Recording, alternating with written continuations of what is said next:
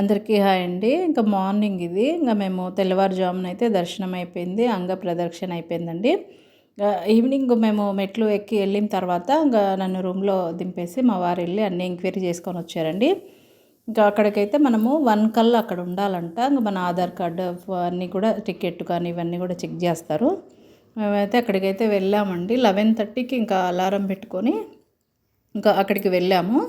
అయితే అక్కడ కోనేరులో నీళ్ళు బాగా చల్లగా ఉన్నాయన్నమాట. నాకైతే ముందు రోజు నైటు మెట్లు ఎక్కేసి వెళ్ళి రూమ్కి వెళ్ళిన తర్వాత బాగా ఫీవర్ వచ్చేసిందండి. ఇంక నైట్ నేను ఇంకా తినేసి టాబ్లెట్ వేసుకొని పడుకున్నాను.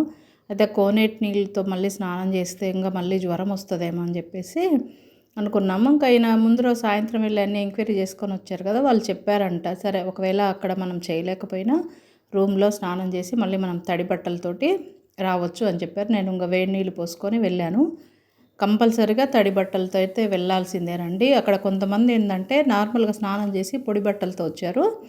ఇంకా వాళ్ళనైతే వెనక్కి అయితే పంపించేశారండి. ఇలా మీరు తడి బట్టలతోనే రావాలి, ఇలా రావద్దు, మీరు మళ్ళీ వెళ్ళి తడి బట్టలతో రండి అని చెప్పి పంపించేశారండి వెనక్కి. మేమైతే అక్కడికి 1కి వెళ్ళాం కదా, 2 కల్లా మళ్ళీ అన్ని ఆధార్ కార్డు చెక్కింగ్ అంతా అయిపోయింది. ఇంకా వెయిటింగ్ రూమ్లలో అయితే కూర్చోబెట్టారండి. 2 అవర్స్ అయితే కూర్చున్నాము. అంటే 3 వరకు అయితే అక్కడే కూర్చున్నాము.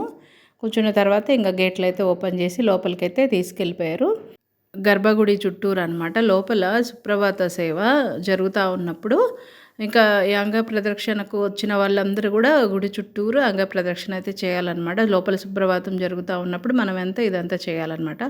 అసలు నిజంగా చాలా అదృష్టం అనిపించిందండి. మాకైతే చాలా సంతోషం అనిపించింది. ఒక్క రౌండేనండి, మనం స్టార్టింగ్ నుంచి అక్కడ ఉండి వరకు అనమాట. ఒక్క రౌండు తిరగాలి. నాకైతే కళ్ళు తిరిగాయండి. కానీ అయినా సరే నేను అలాగే ఆగకుండా ఇట్లా పొర్లు దండాలు ఆగకుండా చేశాను. కొద్దిసేపు అయితే కళ్ళు తిరిగినాయి. కొద్దిసేపు కూర్చున్నాను. అయిపోయిన తర్వాత కూర్చున్నాను. మళ్ళీ నార్మల్ అయిపోయింది.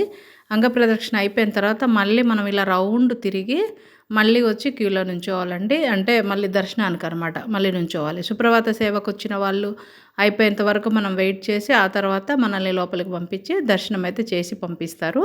ఇంకా ఇప్పటి నుంచి అయితే ఇట్లా ఈ లక్కీ డిప్ అనేది తీసేస్తారంట అండి. 21 వరకేనంట.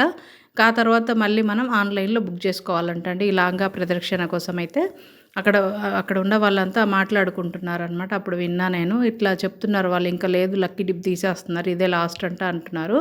21వ తారీఖు వరకు అయితే ఉంటుందంట అండి. ఇంకా తర్వాత తీసేస్తారంట. ఈ లోపు ఎవరైనా లక్కీ డిప్లో విన్ అయితే ఇంకా వాళ్ళైతే వెళ్ళొచ్చు. లక్కీ డిప్లో విన్ అయితే ఏంటంటే మనకేం డబ్బులు అయితే ఖర్చు అవ్వవు, డబ్బులు ఏం అవసరం లేదు. ఇంకా మళ్ళీ స్వామివారి ఎప్పుడు పిలిస్తే అప్పుడైతే మళ్ళీ వెళ్తామండి.